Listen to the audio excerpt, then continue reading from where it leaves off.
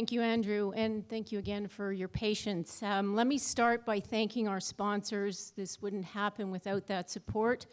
IDRC, MEOPAR, and the Canadian Council of Renewable Energy.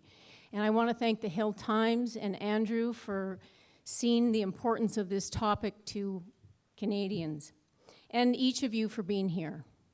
It's wonderful to see where this topic ranks today. Thank you. Let me introduce two members of the Canadian Council of Renewable Energy, Jacob Irving, President of the Canadian Hydropower Association, and Robert Horning, Canadian Wind Power Association. Well, good afternoon, and thanks to the Hill Times for inviting the Canadian Council on Renewable Electricity, or CanCor, to kick off this special policy briefing on climate change as Canada prepares for the COP meetings in Paris. My name is Jacob Irving, and I'm the President of the Canadian Hydropower Association. And my name is Robert Hornung, and I'm the President of the Canadian Wind Energy Association. Jake and I are both members of CanCor, and we're excited to hear what today's expert panel has to say about Canada's role in fighting climate change. In a few short weeks, Canada will be meeting the world with a new government and a new attitude to address the planet's greatest challenge. So this discussion today couldn't be better timed. We've heard from our Prime Minister and his team that they want to hear more from Canadians on the issues that matter to them.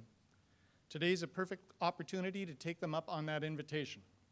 And that's why we're happy that so many of you have joined us here today. Thank you very much for coming. So who is CanCor, and why are we here today? The Canadian Council on Renewable Electricity was formally launched in May of this year. Our membership includes the Canadian Hydropower Association, Marine Renewables Canada, the Canadian Solar Industries Association, and the Canadian Wind Energy Association. Our mandate is to provide a platform for national associations to educate and engage Canadians in the opportunity to expand the production and use of renewable electricity across the country.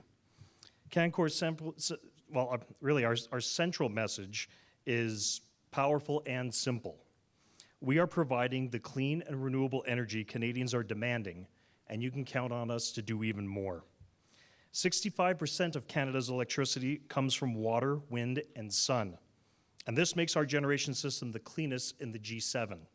In fact, Canada's electricity system is one of the cleanest and most renewable in the world.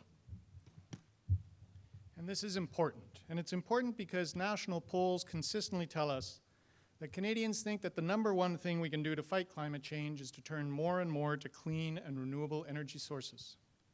And Canadians are right. Canada has massive untapped renewable electricity resources that can further reduce our reliance on coal and natural gas to generate electricity. More importantly, a clean and renewable electricity system is the key to reducing greenhouse gas emissions throughout the broader economy. Electricity today only counts for 25% of our total energy use, and it will be only through a substantial increase in the use of clean and renewable electricity to power other energy needs in transportation, in buildings, and in industry, that we can meet the targets scientists have clearly said must be met to avoid the most dangerous impacts of climate change. So Canada is not only well positioned to be a global leader in this necessary transformation of our energy systems, but it can also be a solution provider to our neighbors to the south. Roughly 70% of the electricity in the United States is generated by non-renewable and emitting fossil fuels. Again, by comparison, Canada is 65% clean and renewable. We are already a net exporter of electricity to the United States, and the majority of what we send them today is nearly emissions-free. This is big business for Canada, but as important as it is to us, our exports to the United States represent less than 1% of their total demand. There is clearly a massive opportunity to send more clean Canadian electricity to the United States to significantly reduce North American greenhouse gas emissions. Now, we're very fortunate in Canada because we're blessed with tremendous water, wind, and solar resources. And we can take advantage of these opportunities and be a global leader in addressing the climate change challenge. Next week, the Canadian Council on Renewable Electricity will release a new report entitled Powering Climate Prosperity, Canada's Renewable Electricity Advantage. You can find a summary of that report, or a teaser, I guess is a better word, at the entrance to this hall. We've left that for you in anticipation of its launch, and we hope that the document will inform and assist our government as it participates in COP21 and works subsequently with provincial governments to develop a comprehensive climate change strategy. Keep watching www.renewableelectricity.ca and reading the pages of the Hill Times next week to learn more about Canada's renewable energy opportunity. So the Canadian Council on Renewable Electricity knows we have the ability to increase Canada's leadership in the generation of clean and renewable electricity. Canadian water, wind, and sun have assembled under CanCor because we know we'll succeed better together than apart. Our forms of generation can complement each other and help grow our already impressive clean and renewable electricity system. Making it happen will significantly reduce our greenhouse gas emissions and benefit our economy. This will change Canada from climate laggard to climate leader. The world is watching Canada and it expects a lot. Thankfully, we can more than rise to the occasion. After all, let's remember, we are Canadian. In this spirit, Robin and I look forward to hearing even more solutions from our distinguished panel today. Ladies and gentlemen, as we all prepare for Paris, let's let the Hill Times policy briefing on climate change begin. Thank you, Jake. And to do that, it's my distinct privilege to welcome Dominique Charon to provide some remarks on behalf of the International Development Research Center, or IDRC. As acting director of IDRC's Agriculture and Environment Program, Dominique oversees research that seeks to increase agricultural productivity as well as food and water security while ensuring environmental sustainability. Dominique joined IDRC in 2006 as program leader of the Ecosystems and Human Health Program. Previously, she developed and managed research programs on climate change and infectious diseases at the Public Health Agency of Canada. She's conducted research in Canada, including in the Arctic, and in the Caribbean, and has taught epidemiology and ecosystem health at the graduate and undergraduate level at several Canadian universities. Please join me in welcoming Dominique Charon.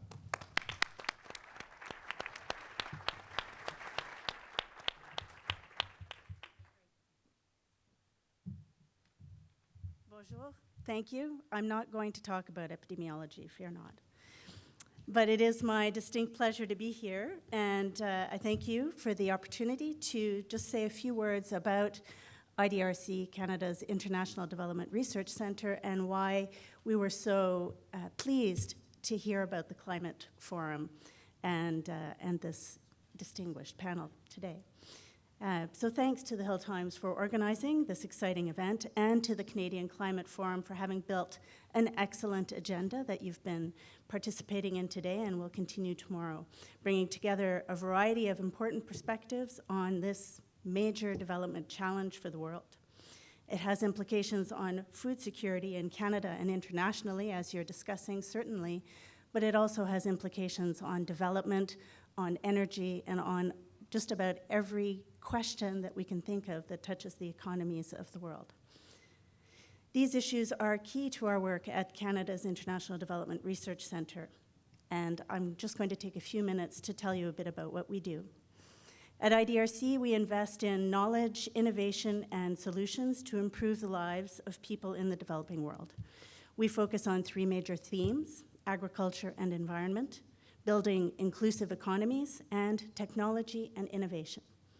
Nos investissements en agriculture et environnement aident aux collectivités et aux décideurs des pays en développement de mieux comprendre les effets du changement climatique et à évaluer des stratégies pour mitiger les risques, réduire les vulnérabilités et accroître les capacités d'adaptation. IDRC's research generates evidence to inform policies and tests applications and technologies to identify the best ones to help reach the poor, whether farmers or city dwellers, achieve better livelihoods and be food secure so that they may care for their families and contribute to their economies despite a changing climate. Since 2006, we have invested more than $190 million in 150 research projects to strengthen climate resilience in some of the most vulnerable regions of Africa Asia, and Latin America. More than 250 of these options for adapting to climate change have been cataloged through IDRC-funded research, from urban flood management plans in Bangkok to deploying soil moisture sensors in the Punjab to help farmers manage energy and water and generate savings for more than 14,000 of them, and to a UN FCCC Momentum Award-winning project helping Ugandan farmers access useful seasonal forecasts to help plan their planting and harvests. Grâce aux résultats de recherche appuyés par le CRDI, des douzaines d'experts fourniront des données probantes à leurs équipes nationales de négociation dans le processus de l'ONU à Paris en décembre. IDRC is pleased that many of our best projects will be featured at the Paris Climate Change Summit. Climate change, as I said, is the major economic and development challenge that we face globally. IDRC believes that partnership and collaboration are critical to dealing with climate change and to enabling both developed and developing countries to better cope.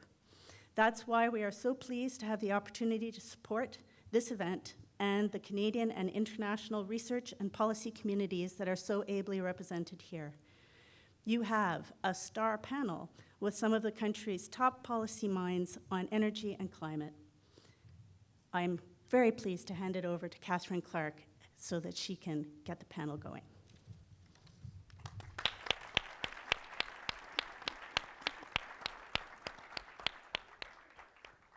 Thank you very much, and for your presence here today and your support of this event as well. Alors, bonjour mesdames et messieurs et bienvenue. My name is Catherine Clark. I am delighted to be here with all of you today and to welcome you to this Hill Times event and discussion on climate change. And thank you very much also to our host organization, the Canadian Climate Forum. Climate change is always an important topic. It is a topic that has earned some renewed interest recently, partly because of the election of a new federal government, partly also because in a few short weeks we will be attending COP21 in Paris, and so necessarily this issue is in the headlines. The Prime Minister has also made some steps, taken some steps which seem to indicate a real federal commitment to this issue. A small step, but maybe seen as a larger step, is the simple renaming of the Ministry of the Environment to the Ministry of Environment and Climate Change, which seems to frankly indicate that they have a real mission to in fact address this issue. Climate change, as we know, is a shared federal provincial responsibility, and the Prime Minister has invited all of the provincial leaders and opposition leaders of the federal opposition parties to join him in Paris. He also announced today that there'll be a First Ministers meeting with him on November 23rd before they all go to the climate change conference. But there are still very big questions to answer. For instance, how to price carbon, especially when the provinces have different approaches. BC, for instance, through taxes, Ontario and Quebec through a cap-and-trade system. Does it make a difference if each province has their own system for meeting their climate change objectives? There's some of the questions that we'll be addressing today, obviously many others. Some of you have been with us before for Hill Times events, some of you not, so let me explain a little bit about the format for today. We have our guest speakers here on stage, and in just a few moments we will hear from each of them. They'll each have 5 minutes to discuss their perspectives on the politics of climate change here in Canada. And also, allow me to introduce you to Slido, who is not a person, but a thing.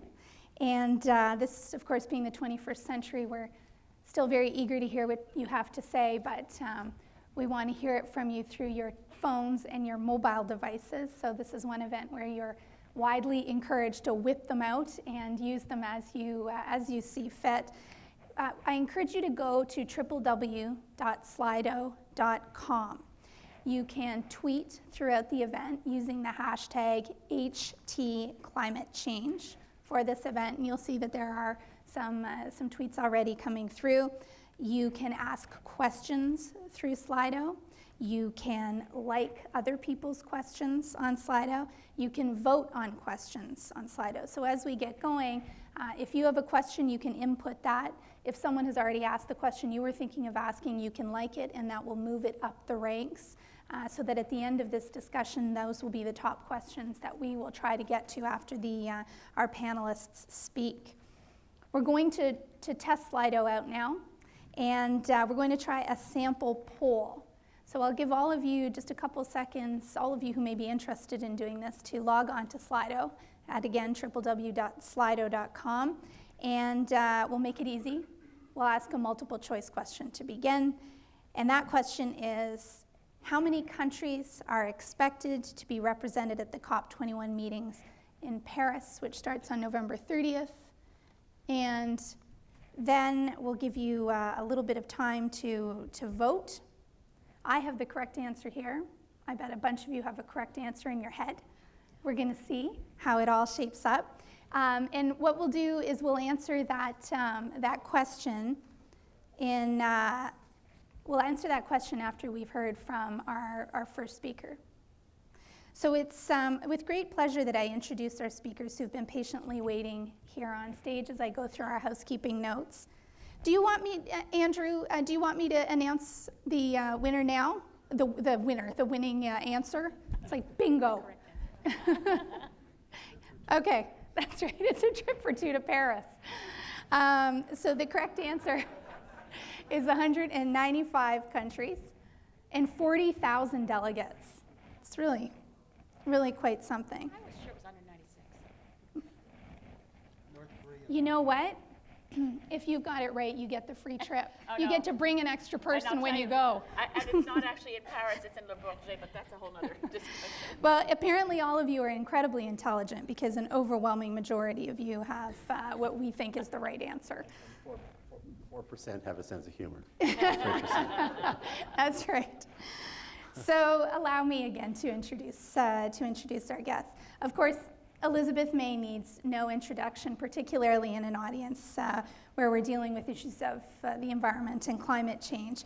She is, of course, the leader of the Green Party of Canada and its first elected member of Parliament representing Saanich Gulf Islands on Vancouver Island. Ms. May is an environmentalist, a writer, an activist, a lawyer, and a mother who has a long record as a dedicated advocate for social justice, for the environment, for human rights, and for pragmatic economic solutions. Welcome. Dr. Thomas Peterson is chairman of the Canadian Climate Forum and immediate past executive director of the Pacific Institute for Climate Solutions in Victoria. Dr. Peterson is an internationally recognized authority on ocean chemistry, has published extensively in the field of paleoceanography, and has long-standing interests in climate change issues and the application of government policy to climate change mitigation and adaptation. His previous positions included Dean of Science and Director of the School of Earth and Ocean Sciences at the University of Victoria and Associate Dean of Research for the Faculty of Graduate Studies at the University of British Columbia. He is also a Fellow of the Royal Society of Canada and a Fellow of the American Geophysical Union. The Honourable Sergio Marchi is President and CEO of the Canadian Electricity Association. Previously, he served extensively in key federal cabinet portfolios, including as Minister of International Trade, Minister of the Environment, and Minister of Citizenship and Immigration. Mr. Marchi was appointed Canadian Ambassador to the World Trade Organization and the United Nations agencies in Geneva, where he served for 5 years. In 2003, he was nominated by the Canadian government and the UN Secretary General to serve as Commissioner of the UN Global Commission on International Migration, a position he held until 2005. Minister Glenn Murray was first elected to the Ontario Legislature in 2010 as the MPP for Toronto Centre. He currently serves as Minister of the Environment and Climate Change, so really the federal government was just following the provincial lead on that one. Minister Murray has had a lifetime of activism in urban planning, sustainable development, and community health. He served as Mayor of Winnipeg from 1998 to 2004 and was appointed by former Prime Minister Paul Martin as Chair of the National Roundtable on the Environment and the Economy in 2005. Minister Murray then became president and CEO of the Canadian Urban Institute in 2007 before his successful run for provincial politics. It's wonderful to have you all here. So I'm going to ask you to lead it off, and if you can just give us a sense, Ms. May, of your thoughts on the federal direction needed for climate change. Yeah, I hope it's going to be okay with Catherine and everyone else here that what I want to try to do in 5 minutes is situate our election in the context of COP21.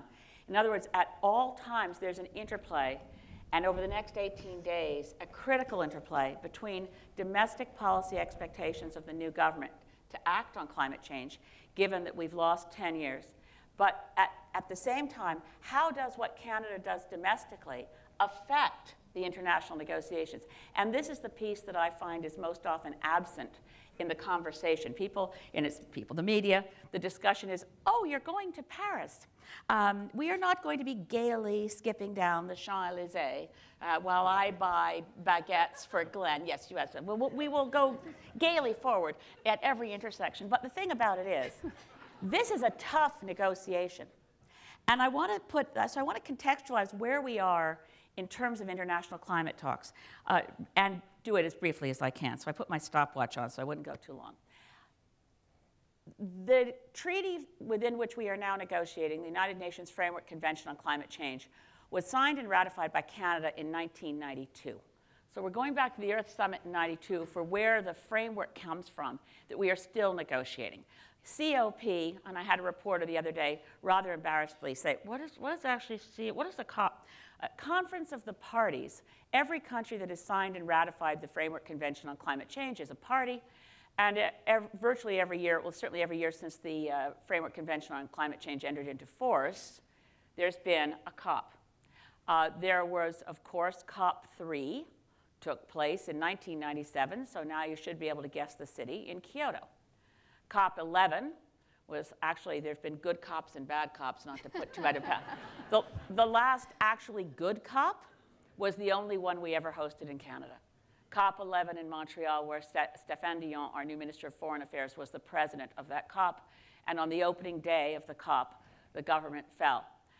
It was spectacular that we managed to get a good negotiation in fairly trying circumstances. But we haven't had a good COP at all in the last 10 years. And the spectacularly worst meeting of all time was in Copenhagen in 2009 at COP15. So since COP15, we've been desperately trying the multilateral system, the United Nations, the 195 plus countries and entities that are negotiating, have been trying to resurrect something that went badly off the rails. But we've lost a lot of what we actually had back in '97 in Kyoto. We've lost enforcement mechanisms. They're no longer, well, we haven't had enforcement mechanisms in Kyoto either. Those were present in the Montreal Protocol in 1987. Kyoto, no enforcement mechanisms, but Kyoto embedded in the treaty targets and said we're going to hit these targets. Most countries that were parties to Kyoto did hit their targets, but after Copenhagen, the whole scenario, the architecture of the treaty has changed to where there are a bunch of commitments made by countries that ride alongside the commitments of the treaty, but are not actually embedded in the treaty as top-down commitments. We have a very weak text. This is really important to say. The international negotiations, and I've been attending them every year, even though under the previous government, members of parliament in opposition parties were not allowed on the government delegation. I went anyway, and it has been worrying to see the level of political action in those rooms. We've been lacking leadership. The European Union used to be the entity that showed leadership, not anymore. We're not seeing very much. The United States will give a great speech, but then their negotiators seem to still have, from a time capsule, negotiating instructions from George Bush. So we are not seeing what I believe the world needs. The Copenhagen Accord, and then it was embedded in subsequent COPs, calls for us as a community of nations to avoid 2 degrees Celsius global average temperature increase. On current commitments, we shoot past 3. So it's obviously not good enough. Between now and November 30th, 18 days, I believe that our new Prime Minister and his government, especially with a First Ministers meeting coming up, have the capacity to bring to Paris what the world needs to see in leadership. That means that our domestic politics are immediately at play in an effort to get a better global deal. What would that look like? Since I'm running out of time, I want to refer you to a website. Climate Action Network has put together an excellent plan for what is realistic and possible. It's called a Paris package that shows Canada cares. And it starts with our federal government saying 2 degrees is too dangerous. We need a plan that avoids 1.5 degrees global average temperature increase. We're prepared to get there, we're prepared to do it, and we know how. We absolutely can achieve the cuts in emissions that will stimulate our economy at the same time, but we don't have much time. Thank you.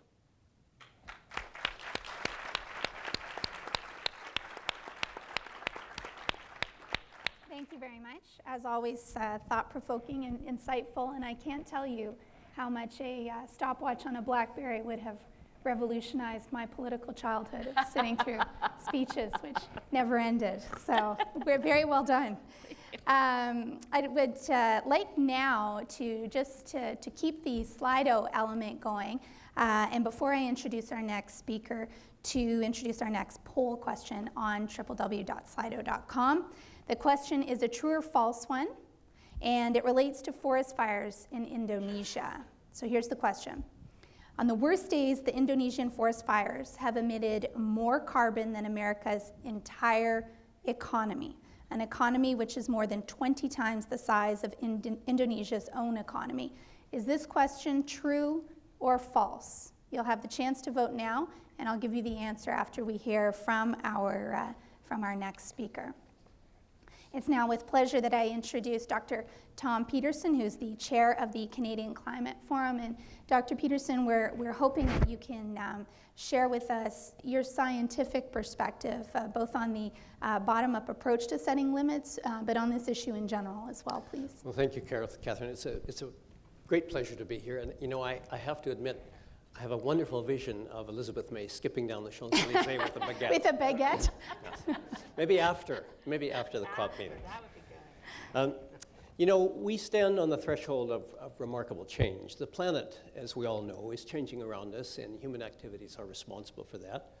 Our climate is going through conniptions now, and we're seeing an increasing frequency and intensity of extreme events. Most recent one was weekend before last, and I'm sure all of you saw on the national news the deluge that immersed Austin, Texas, when 13.65 inches, which is about 33 centimeters of rain, fell in a 24-hour period.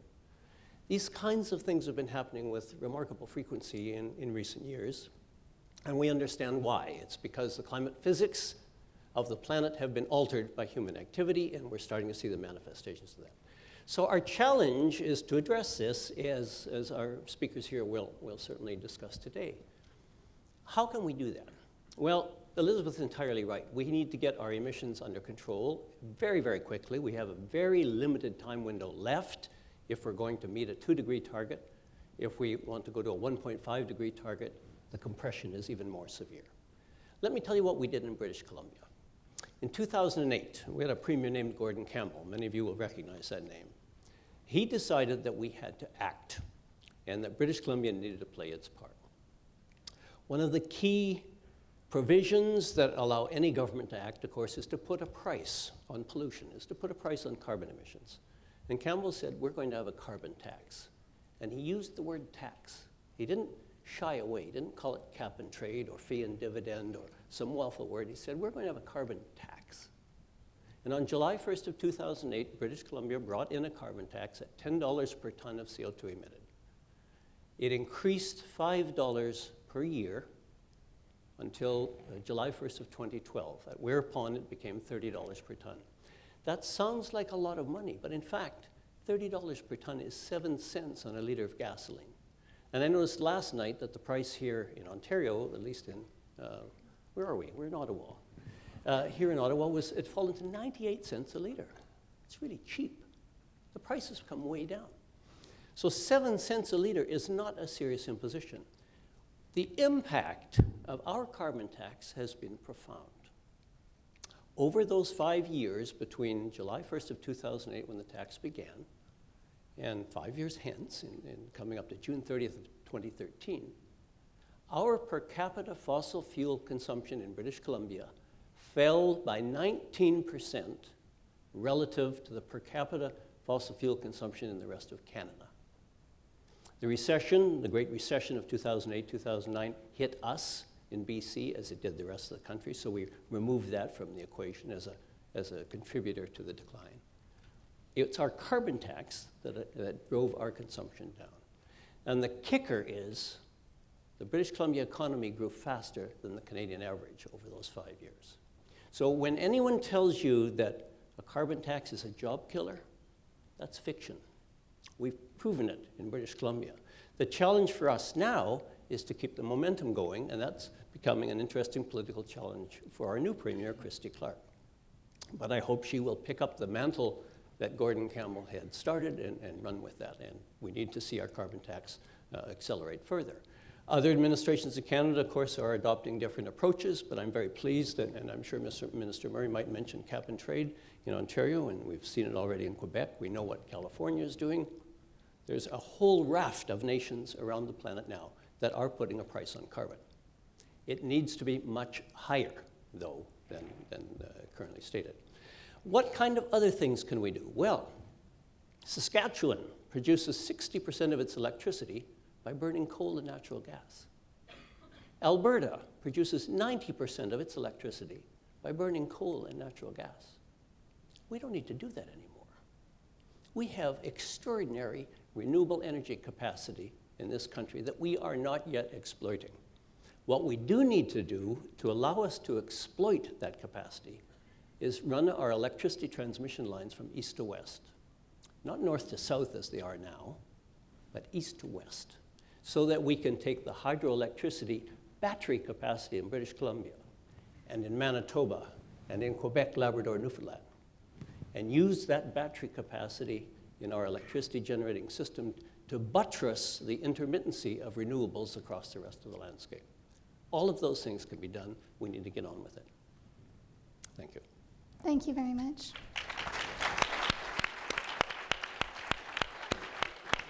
Most appreciated, thank you. I know you've all been on the edge of your seats waiting for the answer to our last poll question with regard to the Indonesian forest fires, so let me help you. The answer is true. According to The Economist, on the worst days, the Indonesian forest fires have emitted more carbon than America's entire economy. And you, for a great number of you, had that absolutely right, and that's a fairly sobering fact. I would like to encourage all of you to ask any questions that you may have for our speakers through Slido using the hashtag #HTClimateChange, and also to like questions, which you may see already there. That will help us to determine which questions that we're asking when we get to the Q&A session. And I'm very pleased now to introduce the Honourable Sergio Marchi, who's the President and CEO of the Canadian Electricity Association. And he's going to use his 5 minutes to bring us, to share his thoughts on the role that industry can and should play in the climate change debate, including the development and use of green technology and energy. Thanks, Catherine. Let me try to make 5 points in 5 minutes, hopefully. First, from recent public opinion surveys, it's become clear that Canadians at large want their governments to make a viable contribution to the perils of climate change. When you look at the work of pollster Nick Nanos, very recent work, it shows that the pre-existing or current federal position basically does not align with the aspirations of most Canadians. Nor do most Canadians think that our position is credible on the international stage.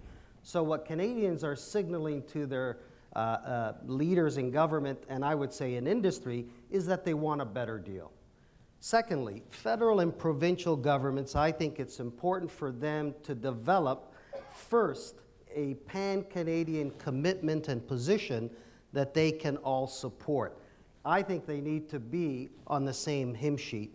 What is the value of quickly dwelling on setting targets that you either can't or won't meet? Obviously, for this, federal-provincial collaboration is key, and I think it bodes well that Prime Minister Trudeau has moved on his commitment to call a First Ministers' Conference soon after the federal election. But consultation with the private sector is also critical, because there are too many economic stakes at heart to simply have a policy come down from on high. I think that industry needs predictability, it needs clarity, and it also needs economic fairness and viability in any policy. Third, electricity, as was mentioned by at the outstart of this panel, electricity is already Canada's clean energy solution. We're at 80% GHG emissions free. When you compare that to the rest of the world, it puts us in a leadership capacity. To give you a context, United States is roughly at 31%. So it's logical from this perspective that any new infrastructure and innovation investments ought to also be made in a sector that is already producing the results that are required. Fourth, electrification of transportation is the next major opportunity for our country to reduce its emissions. And that's because if you look at that sector, it contributes almost 25% of our national carbon footprint. So as governments put a price on carbon, it also must be accompanied by policies that make substitutes more attractive. Because if we're going to get an increase in gas at the pump, Canadians will fight that if they don't believe there are viable alternatives for them that meet their daily needs. And so options like dedicated bike lanes or access to better transit publicly or the deployment of EV charging infrastructures become important options and considerations. Finally, innovation is absolutely critical because new and emerging technologies will be indispensable tools and allies if we are to win in the end this battle. That's why the Canadian Electricity Association accepts that significant investments will need to be made in upgrading our aging electricity infrastructure right across this country, and also to integrate distributed energy sources like wind, like solar, and like energy storage. We also believe that this needs to be paralleled by governments because they must use their financial instruments to spur cutting-edge technologies. In short, I think it's fair to say that climate change is both a risk and an opportunity, and that goes for the Canadian electricity sector. For us, the risk is in investing $350 billion to improve and upgrade and modernize that infrastructure across Canada in a climate where sometimes policies and both politics are rather harsh. The opportunities, the upside, comes from the fact that electricity is Canada's long-term clean energy solution. Finally, I also think that an effective, clear vision on energy, on our national Canadian energy strategy, which I think the premiers have ably started, needs to be finished because I think that will sharpen our strategic objectives as a country. Thank you.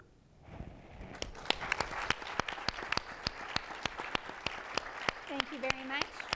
May I say you are indeed a dream panel. I don't think I've ever moderated a panel where the experts kept so well to time. Congratulations so far. Now you're on the you're on the hook. And it's really quite fascinating points, and I'm looking forward to hearing from all of you the questions that you do have for our panelists at the end through slido.com. And I'm now delighted to introduce, last but not least, our final speaker, Minister Glenn Murray, who is, of course, Ontario's Minister of Environment and Climate Change, who'll speak on the provincial perspective on climate change and what's needed next. Yeah. So thank you very much, and thanks to Hill Times for doing this. This is a very important part of the fight against climate change, is the folks that actually gather us together to build this conversation so we understand the seriousness of the challenge we face and what we all have to do to succeed at this enormous task. I'm hopeful. I'm very excited about my new federal counterpart, beyond the title, Catherine McKenna. She's a cyclist. Marc Garneau, our new Minister of Transportation, is a cyclist. Stéphane Dion, our new Minister of Foreign Affairs, is a cyclist. And if you understand how important active transportation is as part of the solution to that, that gives me a great deal of hope. And I don't say that. I always say, if you want to beat climate change, burn fat, not fuel, which is also fabulous if you want to wear spandex over the age of 50, which I aspire to, not there yet. These are all important things. And one has to have a bit of a sense of humor because it is rather grave. So I want to talk, I want to endorse everything that was said. I was waiting for something from Spark I could disagree with to be provocative and interesting. I didn't hear any. I'm going to be mind-numbingly dull and totally endorse what everyone said and agree with it. But I want to add a few dimensions to it. And I think one of the things that we need to understand with climate change is what is the process that we're dealing with in the public sector? Because it's something that we deal with all the time, and that's managing risk. In everything, we have statistics and numbers and research. When we build a bridge, there are standards for building a bridge to make it safe. When we manage our stock portfolios and our retirement savings, if you're on the Freedom 155 program like I am, there's a risk management profile that you work out about what is acceptable risk. Our healthcare system. Everything we design has a risk associated with it, and nothing we do, especially in the public sector, is outside the safe zone, except for one thing, climate change. Because what we now know after researching climate change, maybe cancer may be the only thing that we've put as much research dollars in the last 30 years. It is one of the most known quantities. We know that anything over 1.5 degrees Celsius is dangerous. And we know that 2 degrees Celsius is dancing on the edge of some very difficult consequences. And we know now we're heading for 4 degrees Celsius, and that's been known for a long time. And we've had governments, including our own in the last 10 years, that knowingly made decisions that have us on the trajectory to a 4 degrees Celsius temperature change on this planet in the latter half of this century. That is probably the most irresponsible, risk-taking, enormously ridiculous and radical behavior ever undertaken by governments, and we're not alone in that. Australia seemed to have taken leave of its senses at the same time. So all we need to do is to start to deal with climate change as a risk to our existence, our well-being, and bring it back into and normalize it so we're managing it like any other risk. When we managed cigarette tobacco, we didn't say, oh, well, it'll be bad for the tobacco industry to start restricting tobacco smoke. We better not do that. I mean, and this is much more catastrophic and a much bigger, more existential crisis than the Second World War or fighting tobacco or the AIDS epidemic, which I lost 43 friends to in my 20s. So, those of us who lived through those catastrophes have seen it. The second thing I want to say about subnational, what we now call infranational governments, is one of the legacies of the previous government was that it united the provinces and changed federalism in a way that I don't think people fully understand. And I think one of the most interesting conversations going forward is how does this new activist group of provinces who saw the federal government as absolutely irrelevant on climate change, built relationships, not just within Canada, very powerful relationships between Quebec, British Columbia, and BC, and with California, and with Jalisco, and with Gujarat, and with KwaZulu-Natal, and you pick the major members of the Brazilian and other federations, all of us are now the lead activists because we're all below our 1990 levels. We didn't walk away from Kyoto. We've built at the Climate Summit of the Americas a network now between the Under 2 MOU, which is a much more powerful tool than the INDCs for reducing that, and we're the governments that have the constitutional authority over buildings, energy, vehicles, and we are continuing, regardless of whether federal governments in Australia, Brazil, or Canada actually get it, because we realize that together we're capable of delivering it. Now we have a friend in Ottawa, and we have a government that's aligned to it. So we have an activist federalism that I actually have hope because I think it actually aligns with the new government's agenda. I think this is a government that's very comfortable with activist municipalities and activist provinces, the same way the Obama administration is very encouraging of California and the more activist jurisdictions who have to deliver the goods because we make the decisions in our legislatures that are consequential. So it's going to be interesting to see how that unfolds. So I'll leave it at that, and thank you very much.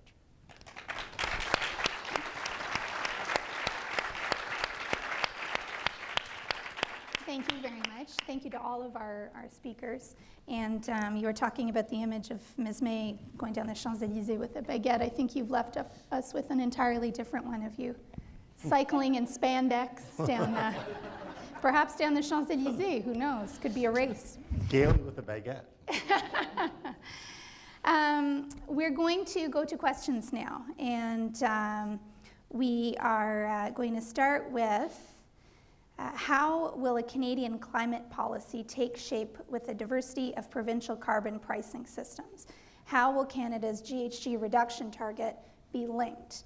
And I think, Ms. May, we'll go to you first, if you don't mind. Yeah, and it's a great question, and I pick up exactly where Glenn left off, that I think we're entering an era of federal, provincial, and I hope municipal order of government and First Nations, a collaborative approach to setting national goals.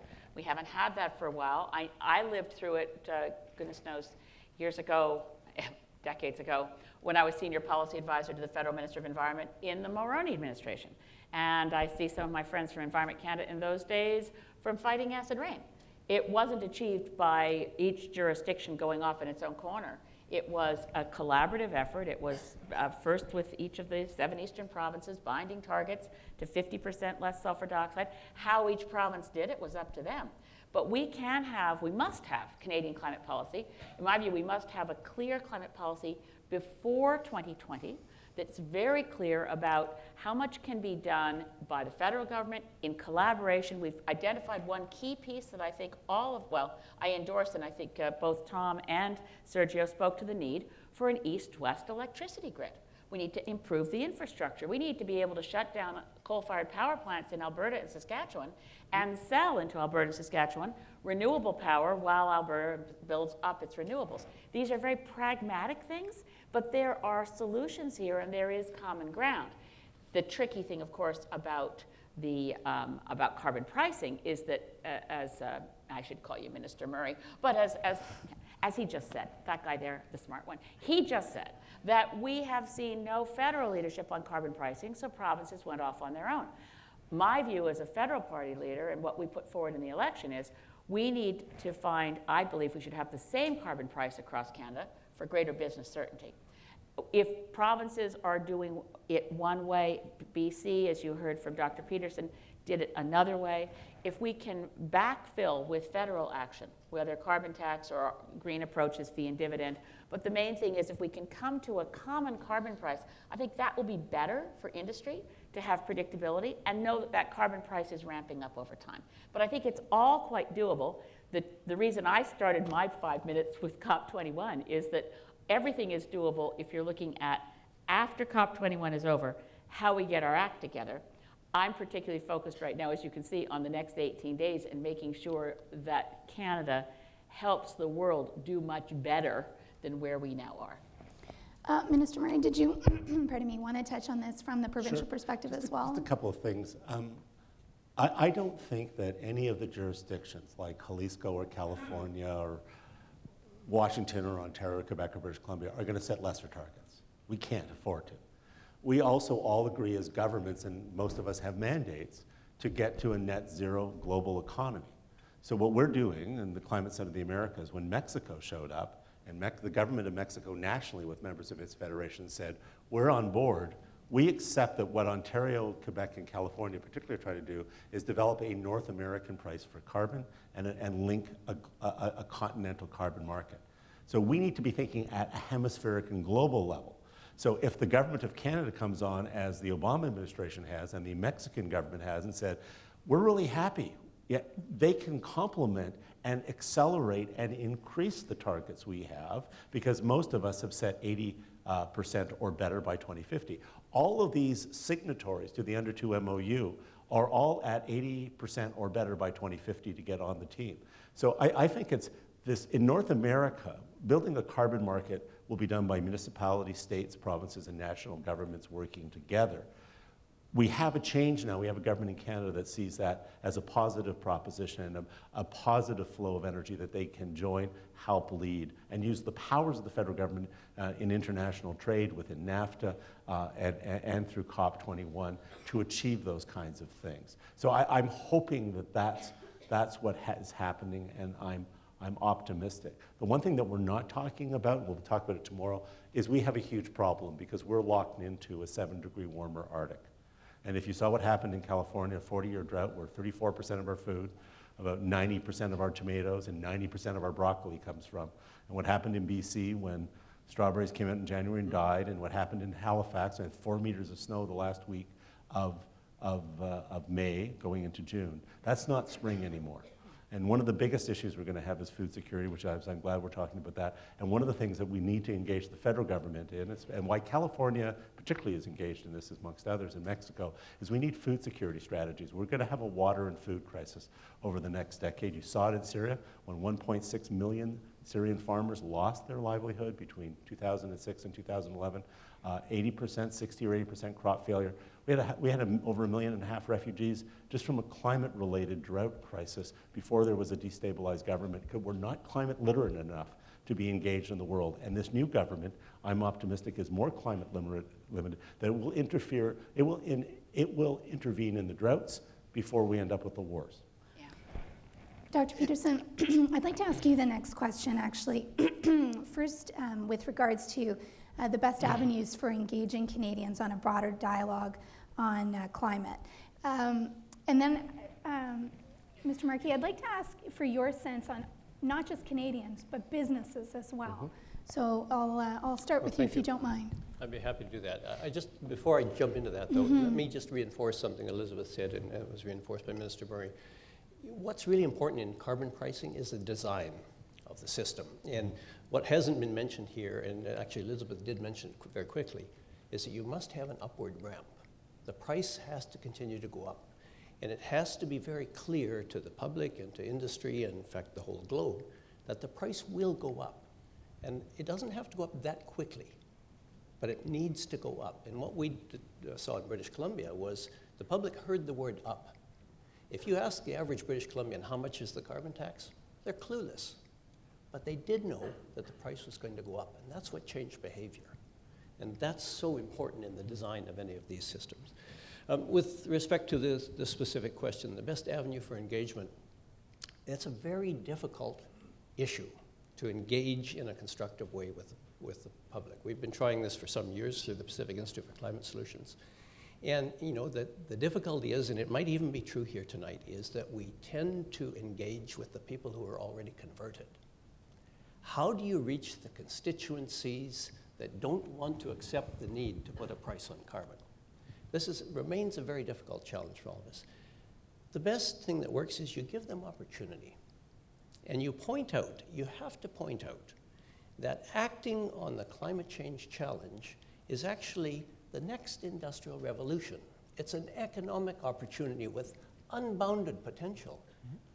And if you can get that message across to people that, you know, we want jobs. We want high-paying jobs. We want a highly educated workforce that will have jobs available for them when they graduate from college or university or trade school.